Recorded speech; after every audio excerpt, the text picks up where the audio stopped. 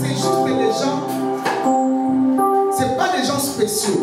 Ce sont des gens qui ont la foi. Amen. Et qui croient en Dieu. Et qui croient que je peux parler de ça. Et je sais que Dieu fera encore. C'est lui qui témoigne.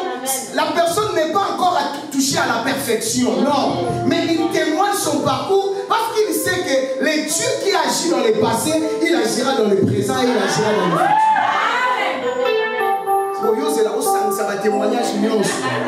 Oui, là où ça va le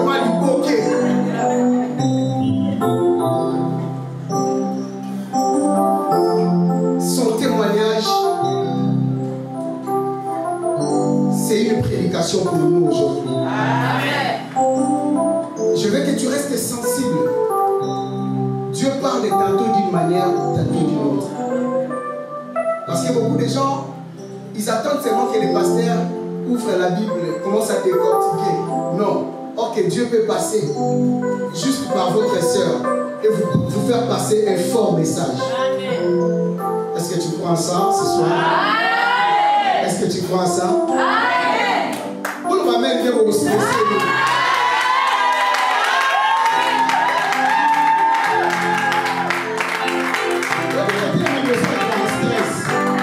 Si on se voit, on soit même bien au stress.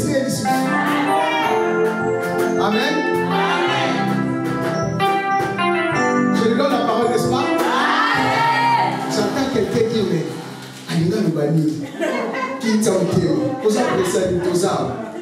Amen. Amen. Shalom, shalom. Shalom. Peuple de Dieu. Shalom. Sommes-nous dans la joie d'être dans la maison de notre Père. Amen. Manifestons-le. Amen.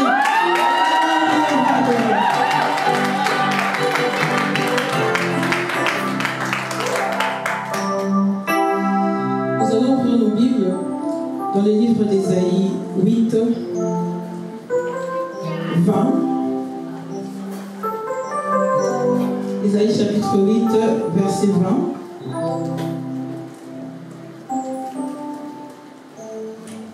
Nous y sommes? Nous y sommes? Amen. Amen. Je lis la parole de Dieu. Ésaïe chapitre 8, verset 20. À la loi et au témoignage.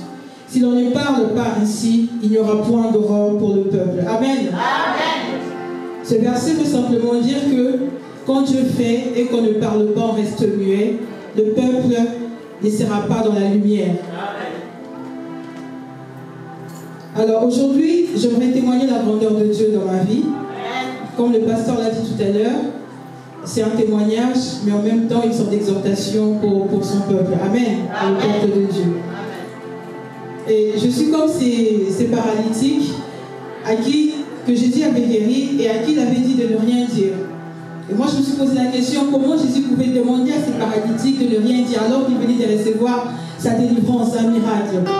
Alors moi j'aimerais être ces fous de Gadara à qui Jésus avait dit, quand il a été guéri, Jésus lui a dit, va dans la maison, dans ta maison, vers le tien, raconte-leur ce que le Seigneur a fait et comment il a eu pitié de toi. Amen. Raison pour laquelle je suis là cet après-midi devant vous, pour dire ce que Dieu a fait pour moi et combien il a eu pitié de moi. Amen. Pour commencer, donc moi j'ai eu cette grâce de pouvoir faire des études universitaires ici en France. Et j'ai 2 masters 2 en droit.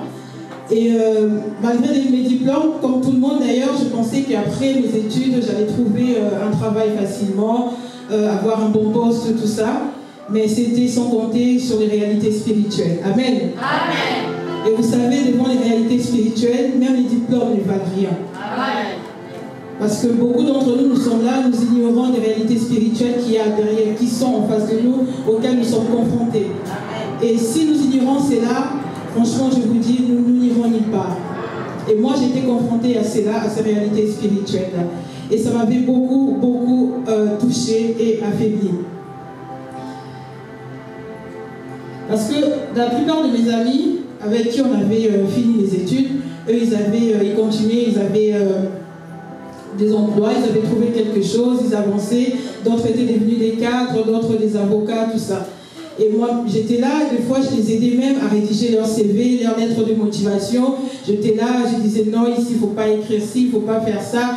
Ici, la syntaxe n'est pas bonne, tout ça, tout ça. Et malgré ça, pour moi-même, ça ne marchait pas. Et même, il y a eu, je me rappelle, deux de mes amis qui m'avaient même proposé de devenir babysitter pour leurs enfants. Donc, imaginez un peu cette honte, cette humiliation, alors qu'on avait le même niveau. Donc, on avait fait les études ensemble. Mais elles avaient progressé et elles me proposaient de garder leurs enfants. Et moi, ça m'avait vraiment affecté, c'est là. J'ai dit, Seigneur, pourquoi cette humiliation alors qu'on a le même niveau? Et j'avais beaucoup pleuré à Dieu.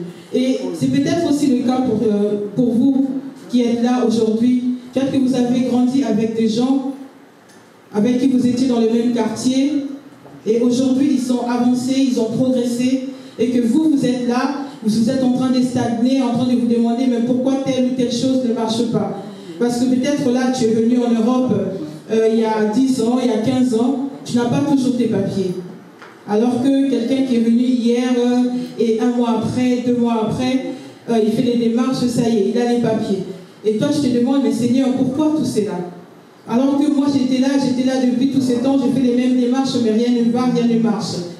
Donc, toutes ces choses-là, ça peut arriver. Et moi, je vous dis, le Dieu de notre papa Israël vous visitera et vous enverra cette honte au nom puissant de Jésus.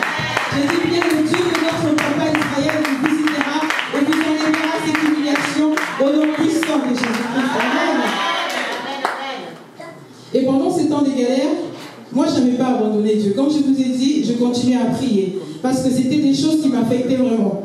Parce que l'humiliation, ce n'est pas seulement par rapport à l'entourage, hein. C'était aussi dans la famille. Il y avait un manque de considération, il y avait un manque de respect. Et vous savez, arrivé à un certain âge, quand vous habitez chez les gens, des fois on vous dit, on gronde les enfants, comme les pasteurs les disaient la dernière fois, je m'étais retrouvée, on gronde les enfants, mais on vous parle indirectement.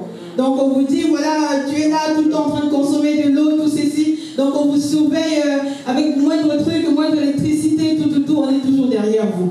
Et c'est vrai que ça faisait vraiment très très mal. Mais pendant tous ces temps, je n'avais pas abandonné Dieu. Amen. J'ai continué à pleurer à Dieu pendant ces moments de galère. Alors que peut-être d'autres abandonneront, commenceront à dire, mais Seigneur, pourquoi ceci a s'est lamenté? Mais non, moi je continuais toujours dans la prière. Et avant, je n'étais pas ici à la Restauration. Donc j'avais mon église, je priais dans une église anglophone. Et j'étais maîtresse des Codines là-bas. Donc là-bas, on s'est réunissait les avant-midi.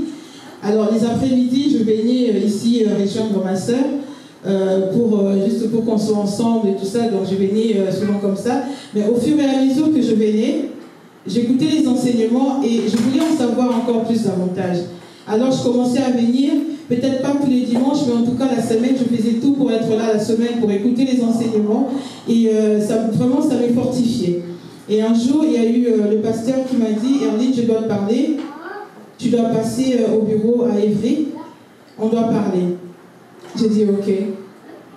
Je suis allée à Évry, on a parlé avec les pasteurs, et il m'avait beaucoup parlé de ma vie, je m'ai retrouvée, et il m'a parlé aussi des réalités spirituelles qui étaient attachées à ma vie, qui faisaient que beaucoup de choses dans ma vie ne marchaient pas. Et franchement, j'ai été beaucoup touchée par rapport à ça. Alors il a continué mon suivi, et ensuite je vais passer à la délivrance. Et comme je vais dire un peu bonjour au pasteur Sam s'il nous suit, parce que c'est vrai que c'était vraiment intense la délivrance. Et vous savez, moi, par mes propres moyens, je cherchais à me battre pour m'en sortir. Comme je vous ai dit tout à l'heure, dans cette galère-là, comme je continuais à prier, et dans la galère, j'ai prié et je me battais. Je me disais, Seigneur, je ne veux pas rester dans cette situation. Parce que là, j'ai des diplômes, je suis intelligente, je suis capable de faire telle ou telle chose. Mais rien ne va, rien ne marche. Et je me sens inutile dans la vie, je me sens vraiment moins que rien. J'ai dit non, ça suffit, je vais continuer à me battre. Et par rapport à ça, moi, je faisais par mes propres moyens. Mais moi, je vous dis, mes frères et sœurs, les hommes de Dieu sont là. Donc nous devons chercher aussi les hommes de Dieu pour qu'ils puissent nous aider justement dans ces parcours-là. C'est très très important. Parce que des fois de nous-mêmes, on ne connaît pas trop ces réalités spirituelles. Parce que moi, en parlant avec le pasteur, il m'avait vraiment ouvert les yeux par rapport à ça. Et on avait beaucoup prié. En passant à la délivrance, j'ai compris beaucoup de choses.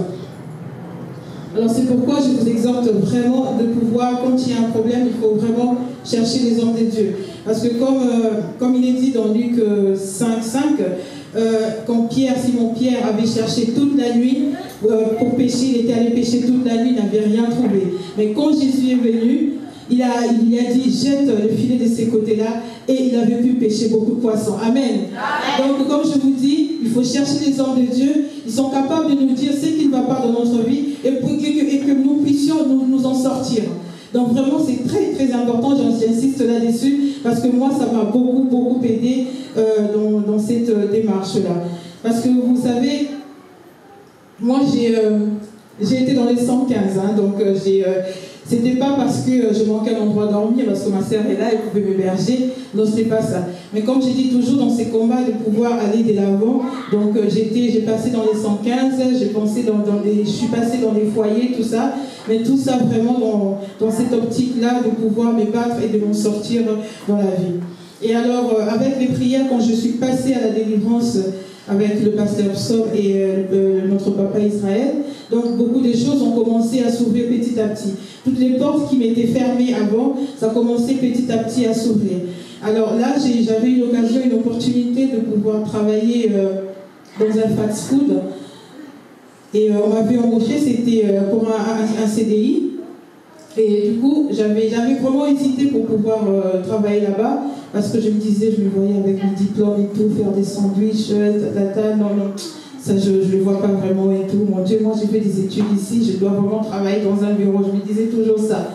Mais j'ai appelé le pasteur, et le pasteur m'a dit, vas-y, va travailler. Et il m'a rappelé ce verset de la Bible qui dit qu'on donnera à celui qui a. Et à celui qui n'a pas, on lui ôtera même ce qu'il a. Amen. Donc il fallait que j'ai quelque chose. Il fallait que j'ai quelque chose, même un petit travail, pour que toutes les portes puissent s'ouvrir. Et moi, j'avais obéi à cette parole. Quand papa m'a dit, le pasteur Israël m'a dit, tu dois, vas-y, va travailler. N'hésite pas. Ça va peut-être ouvrir des portes. Alors j'ai écouté. Je suis allée, j'ai commencé à travailler. Et je travaillais là-bas avec des petits jeunes qui me montraient comment faire et tout. Et juste un mois après, à peu près un mois, il y a une amie avec qui j'avais étudié, qui est cadre dans la fonction publique. Elle m'a appelé, elle a dit, Arlene, j'ai un travail pour toi. Ah, j'ai dit gloire à Dieu. Mais ce travail-là, c'est juste un mois de CDD. Ah, d'accord. Et j'aimerais que tu puisses aider mes gestionnaires et tout dans leurs tâches.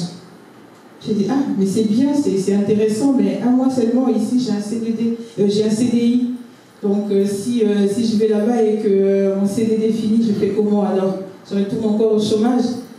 Et pendant que je me posais cette question, j'ai dit non, je vais appeler le pasteur. Alors, j'ai appelé le pasteur Israël, je lui ai expliqué la situation. Et on a prié et le pasteur m'a dit, vas-y, va travailler au rectorat. Peut-être qu'il y a, à travers ce travail-là, il y aura encore d'autres opportunités qui vont venir.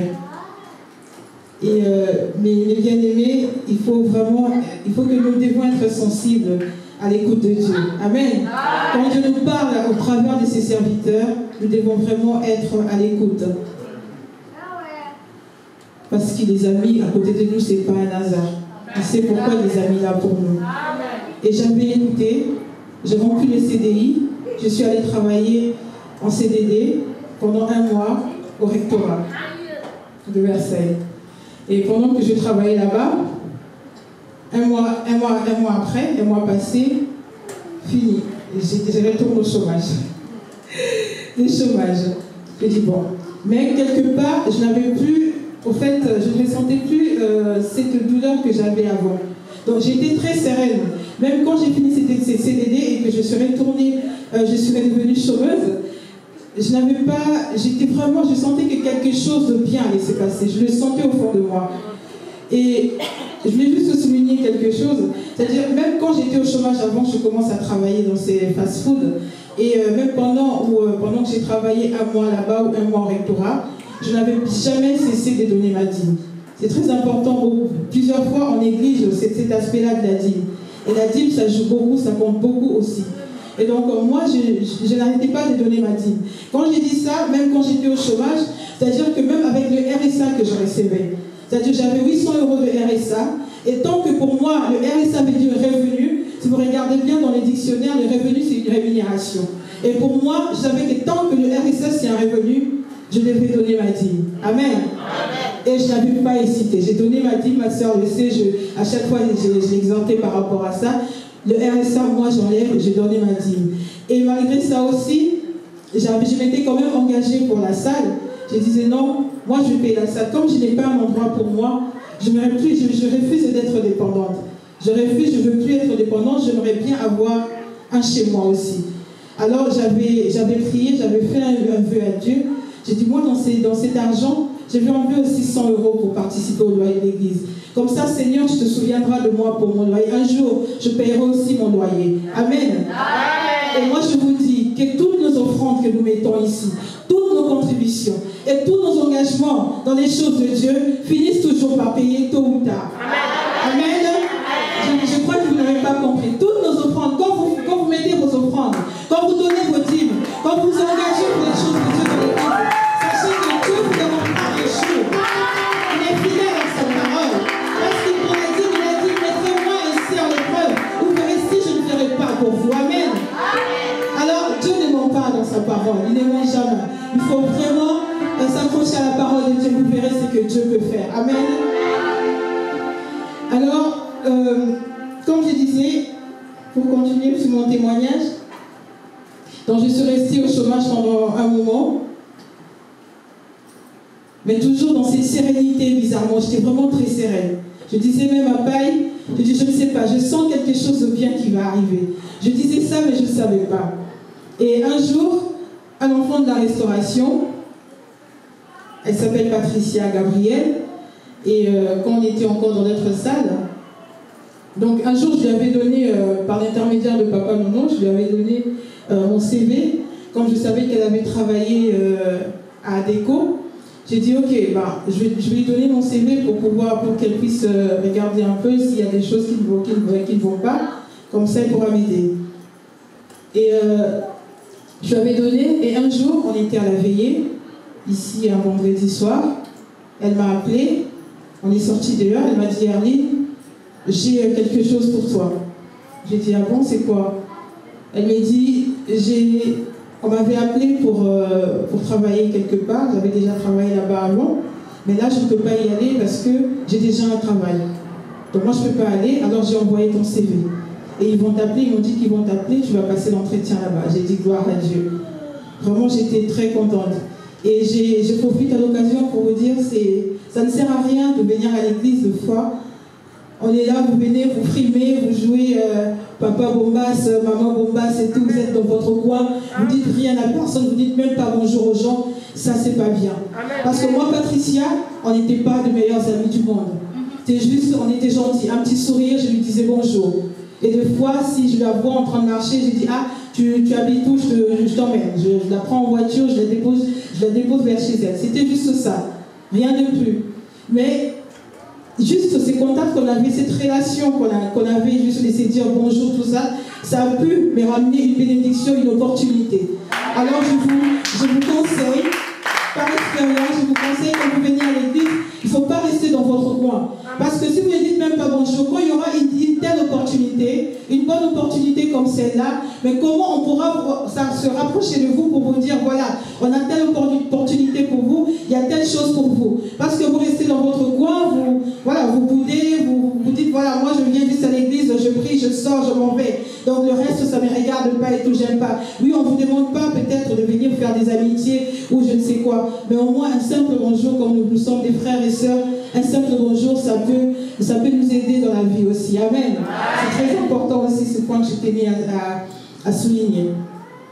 Donc il y avait cet entretien que je devais passer dans cette société de la place. Alors j'avais, comme d'habitude, comme le papa nous conseille, avant de faire quelque chose, il faudra aussi lui en parler. Alors j'étais allée voir le pasteur, je lui ai dit, je lui ai expliqué la situation. Il m'a dit ok, on va prier pour l'entretien. Alors le jour de l'entretien, je suis partie et l'entretien a duré, je crois, 15 ou 20 minutes. On m'a juste demandé ce que je faisais au rectorat, rien de plus. Qu'est-ce que tu faisais? J'ai expliqué tout ce que je faisais, quel logiciel j'utilisais et tout. Et il a dit, ok, pour moi c'est bon, tu es engagé, tu peux commencer demain. J'ai dit, ah bon, ok. Quand tu donnes, il est vraiment merveilleux, c'est Dieu. Moi je m'attendais à toutes les questions qu'on prépare et tout. Est-ce que tu connais l'entreprise? Qu'est-ce que nous faisons? Vos qualités, vos défauts, tout ça? Rien. Vraiment 15 à 20 minutes et c'était conclu. J'ai dit, ah, gloire à Dieu. Alors j'ai commencé à travailler là-bas et c'était un CDD d'1 mois de remplacement. Je pense que ces témoignages-là, une partie de ces témoignages, je l'avais déjà donné il y a 2 ans de cela, quand on était dans notre salle. Alors c'était un CDD de remplacement. Je devais remplacer une personne qui devait partir en congé. Et donc moi je suis juste allée pour remplacer pour 1 mois. Alors pendant que je faisais mon contrat, je travaillais, à l'église, on a eu un service. On a eu un service de lavage des pieds. Je ne sais pas si vous vous en souvenez. Alors le pasteur nous avait lavé les pieds et on avait ces services-là. Alors moi, le lendemain, donc le lundi, quand je suis allée travailler, et comme j'étais arrivée tôt, et je pense que ces jours-là, je devais être toute seule au bureau, alors je suis arrivée, je ne voulais même pas allumer la lumière. En entrant dans le bureau, j'ai enlevé mes chaussures. J'ai dit, j'ai enlevé mes chaussures, j'ai commencé à marcher dans tous les 4 coins du bureau et j'ai déclaré.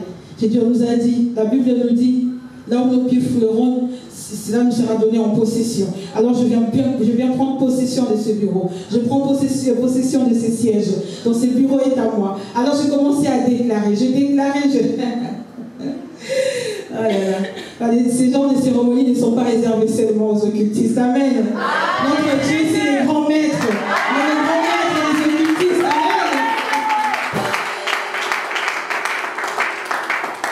Amen. Mais les choses de Dieu nous rendent fous. Alors je continuais. Je marchais, je parlais, je déclarais. Et tout ce que le pasteur nous avait dit, en tout cas je l'avais dit ces jours-là, j'ai pris mon temps, je ne voulais même pas allumer, j'ai dit s'il y a des caméras, on me voit ici, c'est où on va dire mais cette fille est allée voir un féticheur ou quoi. Non, je sais qu'on a un grand Dieu. Alors j'ai fait ça, et juste après cette cérémonie, parce que mon CDD arrivait à son terme, juste après cette cérémonie, la personne elle était revenue à son poste. Mais la chef m'a dit, donc finalement tu vas rester. Tu vas rester avec nous et cette fois-ci, ce sera pour un CDD de 6 mois. J'ai dit, ah, Dieu, et Dieu de notre papa est agi. Alors, je suis restée pour un CDD de 6 mois. La personne elle était revenue, mais comme dans le bureau, il fallait être qu'à 2. Ces travails-là, 2 personnes suffisaient. Alors, on lui a proposé un autre poste. On lui a dit, non, madame, vous ne restez pas là. Donc, on va vous proposer un autre poste. Au premier étage, elle a refusé. Elle a dit non, moi j'aime mon travail, je reste ici. On lui a dit non, cette place-là maintenant, c'est la place d'Arline. Tu ne peux pas rester là, tu dois aller au premier pour faire un autre travail. Elle a refusé. Alors, pendant les négociations, quand je ne pouvais pas rester comme ça, on a dû ramener une autre table dans le bureau, donc on était à 3 maintenant pour travailler. Mais sauf qu'on avait fait exprès, on lui a coupé tous ses accès. Donc elle n'avait plus accès à rien. Parce que nous, on doit travailler sur un logiciel, et comme c'est protégé, comme c'est une grande enseigne, donc tout est protégé, donc pour accéder, il faut un code. Même l'ordinateur, donc du coup, on lui avait tout coupé, elle ne pouvait plus travailler. Mais elle venait quand même, et donc c'est moi qui travaillais à sa place, je faisais tout à sa place. Et ça a continué comme ça. Et pendant ces CDD que je faisais de 6 mois, on a eu encore un autre service. Et là, cette fois-ci, c'était le service de la terre. Vous vous souvenez? On devait aller prendre la terre là où on travaillait, ou devant chez nous, partout. On devait prendre la terre et ramener ici à l'église On devait prier pour ça et ramener et les jeter là-bas. Alors moi j'avais pris, comme je voulais rester là, parce que le pasteur m'avait demandé, est-ce que tu aimes bien ce travail? J'ai dit oui papa, j'aime bien ce travail, je m'épanouis dedans. Il m'a dit ok, si tu veux, tu vas. Comme tu dis que tu veux ce travail, tu vas rester là. Donc il m'avait déjà demandé et moi je lui avais déjà dit moi je vais rester à ce poste. Alors pendant cette cérémonie, donc moi j'avais pris la terre devant l'entrée du travail. Et j'ai pris la terre, j'avais ramené, on a prié, et puis je suis allée jeter là-bas. Et quelques mois après, à peu près 2 mois je pense, juste après cette cérémonie, ils viennent, ils me disent Herline, tellement tu travailles bien, ok, on va te garder en CDI.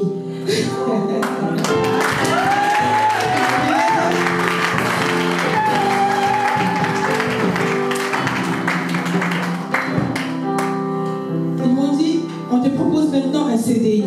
Et j'avais 2 chefs. Il y en a une femme et un homme.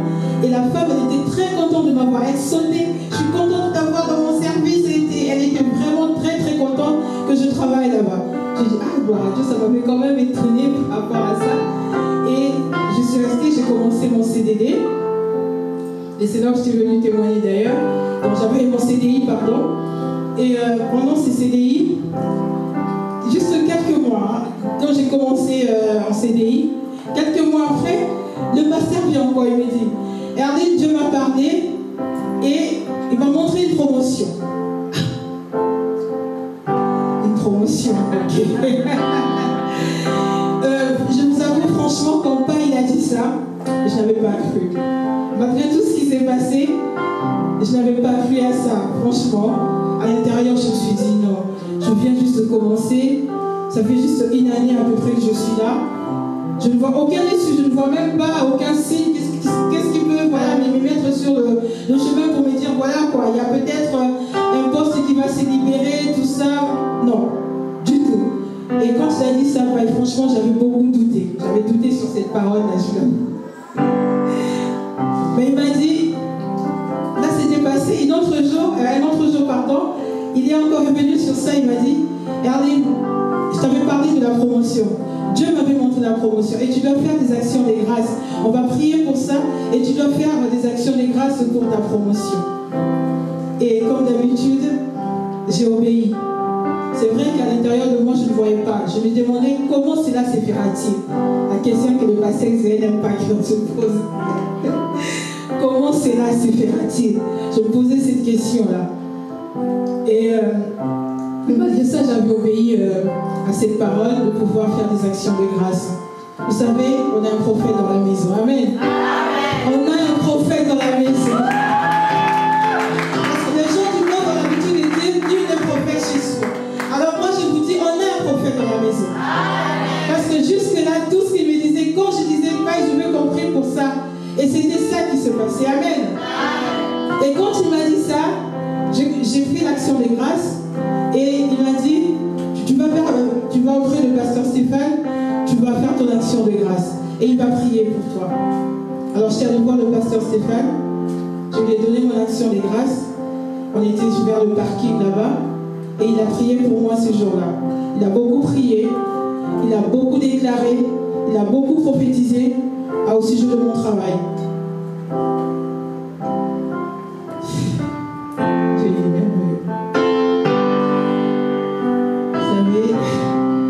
Dieu, c'est vraiment le metteur en scène. Hein. C'est vraiment le metteur en scène.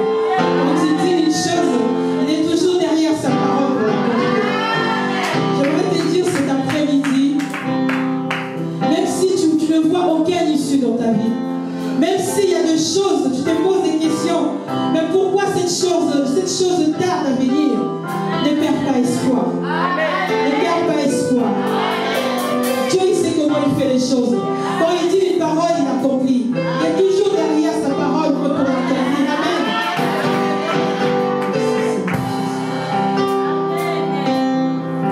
Et donc, quelques temps après, franchement, je ne voyais même pas aucun ici. Et normalement, la personne avec qui je travaillais, c'était une dame qui avait 60 ans. Et je sais que dans mon conversation, elle me disait toujours, qu'elle prendra sa retraite quand elle aura 63 ans, à peu près, vers 63 ans, 64 ans. Mais elle m'aimait beaucoup, cette dame aussi. Parce que je travaillais bien, parce que c'est elle qui était la responsable dans le bureau. Et donc tout ce qu'elle me demandait de faire, je le faisais bien, tout ça. Donc on s'entendait vraiment très très bien. Alors elle devait prendre sa retraite vers 63, 64 ans. Mais après le confinement, dès qu'on est rentré du premier confinement, de toute façon elle n'avait encore rien dit. Mais elle avait déjà pris sa décision qu'elle allait partir en retraite à 60 ans. Donc elle avait pris sa décision. Mais moi, de toute façon, on avait parlé après, parce que je lui avais dit, c'était mon Dieu qui avait anticipé cette retraite. Amen. C'était Dieu qui était derrière, qui avait anticipé cette retraite. Parce qu'elle qui se voyait à 63, 64 ans à la retraite, mais déjà à 60 ans, elle a beaucoup réfléchi, elle est venue. Elle m'a dit, je vais partir en retraite. Ok. Alors, elle est allée voir la hiérarchie. Elle leur a dit son souhait de partir en retraite. Et ils lui ont demandé, mais oui, tu parles, tout ça, mais il faudra qu'on arrive à trouver quelqu'un pour former, pour... Elle leur dit, mais Erdine, elle est là.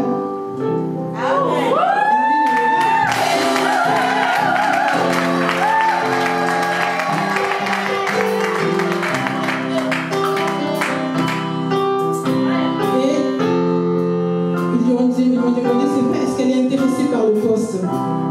Elle a dit évidemment, parce qu'elle sait tout faire. Tout ce que moi je fais, elle le fait. Donc pour moi, il n'y a pas de souci. Elle va bien tenir la baraque. Alors, la hiérarchie, ok, ben on va parler à elle. Alors ils m'ont convoqué pour un premier entretien. Je suis partie. Je parlais avec eux. Il y avait mon chef et la responsable RH. Et ils m'ont demandé si je voulais avoir ce poste-là. J'ai dit oui, je veux avoir ce poste. Alors, la RH, elle était un peu hésitante et tout. Ils m'ont dit, ok, on va te convoquer pour un deuxième entretien, on va en parler un peu plus longuement. J'ai dit, ok, je suis partie. Et pour le deuxième entretien, comme je t'ai revenu toujours, comme d'habitude, je reviens toujours chez Paille, j'ai dit, pasteur, pour le deuxième entretien, cette dame-là, je ne veux pas qu'elle soit là. Je n'ai pas aimé, j'ai eu des sensations bizarres, des ondes négatives. Non, je ne veux pas qu'elle soit là. Quand il m'a demandé, t'es sûr que tu ne veux pas qu'elle soit là? J'ai dit non, je ne veux pas. Le pasteur il a dit, ok, elle ne sera pas là. Non, on est un prophète dans la maison. Je répète, on est un prophète dans la maison.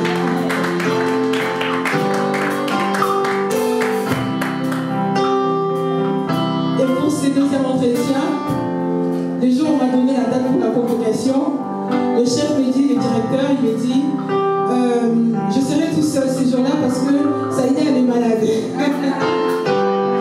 J'ai dit, ah, d'accord, oui, ça me va la date. Il me dit, mais non, mais si tu veux, on peut reporter comme ça et quand Saïda va revenir. J'ai dit, non, c'est bon. J'ai ces dates-là, c'est bon pour moi, je serai là. Parce que normalement, ces jours-là, je ne vais pas travailler. Le jour où il m'a donné ces dates, mais bon, j'ai dit, non, je serai là. Donc je suis allée ce jour-là et effectivement, la dame elle n'était pas là, soi-disant qu'elle était malade. Mais bon, elle était en télétravail ou quelque chose comme ça. Et on a bien parlé avec le directeur et il m'a dit, pour moi il n'y a pas de problème. Jusque-là tu as toujours bien travaillé. Et donc moi je te mets sur ce poste-là, je te confirme sur ce poste-là. Donc tu vas assurer des fonctions de responsable d'unité et avec un statut d'agent de maîtrise. Et là, j'avais vraiment remercié Dieu. Et parce que je ne savais pas que ces postes-là, c'était vraiment convoité. Moi, je travaillais là, mais je ne savais pas. Il y avait ma collègue, justement, celle qui partait en retraite, elle me disait toujours, ces postes, c'est convoité. Il y a telle personne qui veut venir sur ce poste-là. Alors moi, je préfère ne pas encore annoncer ma retraite officiellement. Je préfère encore la garder pour que ces loups ne viennent pas rôder tout autour de toi. Et tout le temps, il me disait ça. Effectivement, parce qu'il y en a eu certains qui sont venus me dire, mais me demander, mais ça fait combien de temps que tu es dans la boîte, toi? J'ai vu, ça fait bientôt 2 ans. Ah, 2 ans, moi, ça fait 22 ans, je suis là et tout. Je me borne à faire des années et tout.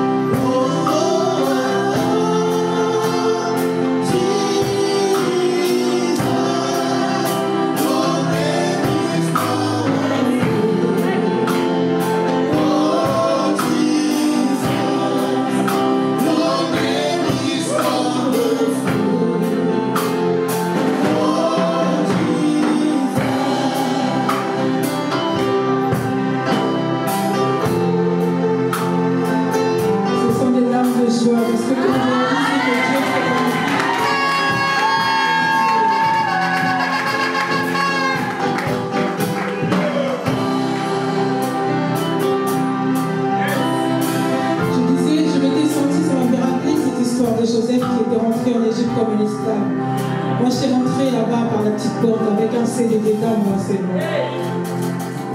Et en moins de 2 ans, j'ai eu un CDI. Et aujourd'hui, ils m'ont mis responsable d'unité, agent de maîtrise. Et je n'ai qu'à dire merci à ces dieux. Est-ce que vous avez entendu ce que vous avez entendu?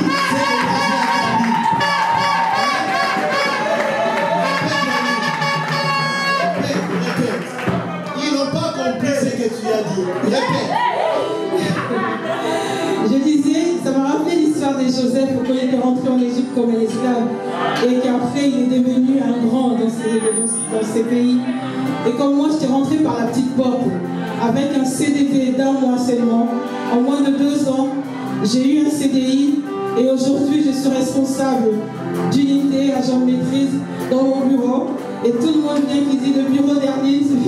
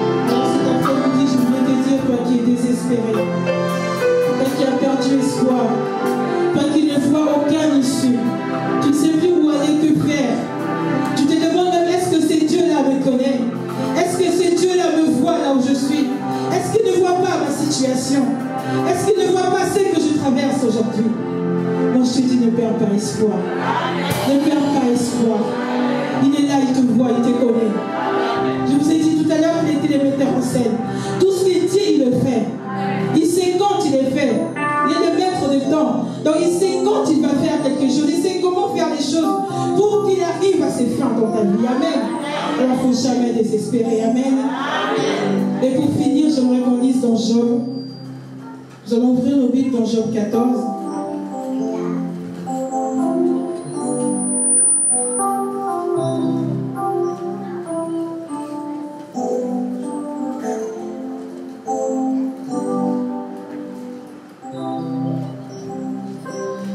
Nous sommes dans le livre de Job 14, à partir du 7e verset jusqu'au 9e verset. Je lis au nom de Dieu. Un arbre a de l'espérance. Quand on le coupe, il repousse. Il produit encore des rejetons. Quand sa racine a vieilli dans la terre, quand son tronc meurt dans la poussière, il réverdit à l'approche de l'eau. Il pousse des branches comme une jeune plante. Alors si un arbre peut avoir de l'espérance, un arbre, à combien plus forte raison nous les hommes, ne perdons pas espoir. Espérons encore. Je vais lire encore le verset 14. Si l'homme, une fois mort, pouvait revivre, j'aurais de l'espoir tout le temps de mes souffrances. jusqu'à ce que mon état vint à changer. Si Jean pouvait croire qu'une personne morte pouvait revivre, à combien plus forte raison pour nous les vivre. Le seul message que je voulais te dire cet après-midi, espère encore. Que le Dieu de notre papa Israël vous bénisse.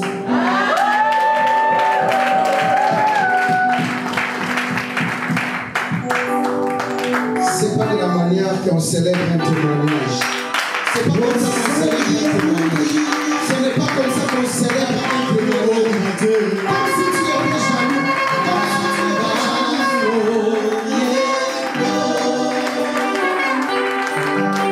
Comme si tu étais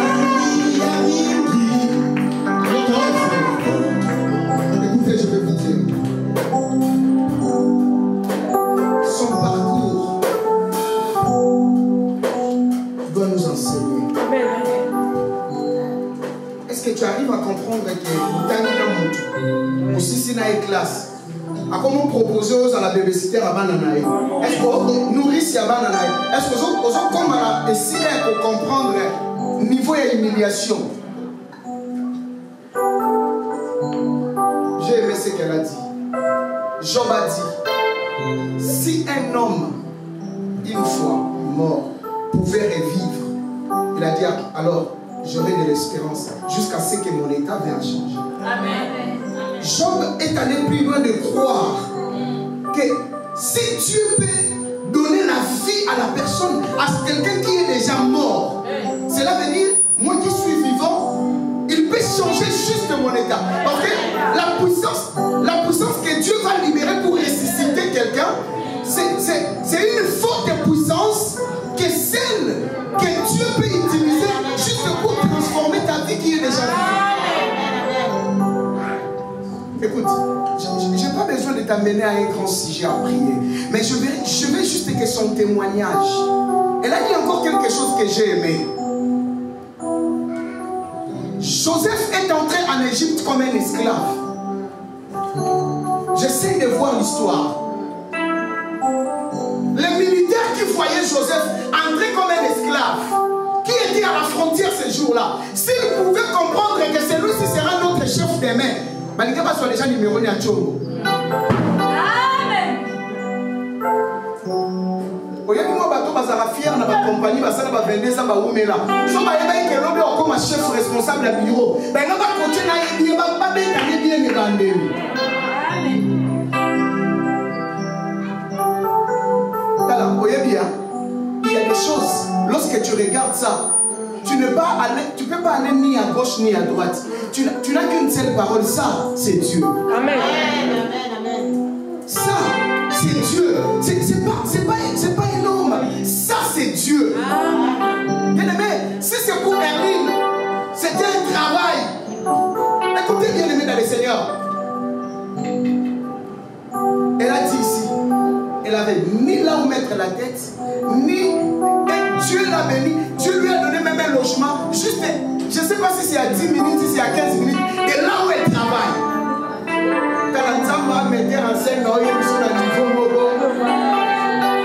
Je vais le dire en français. Dieu est adulte. Il sait ce qu'il fait.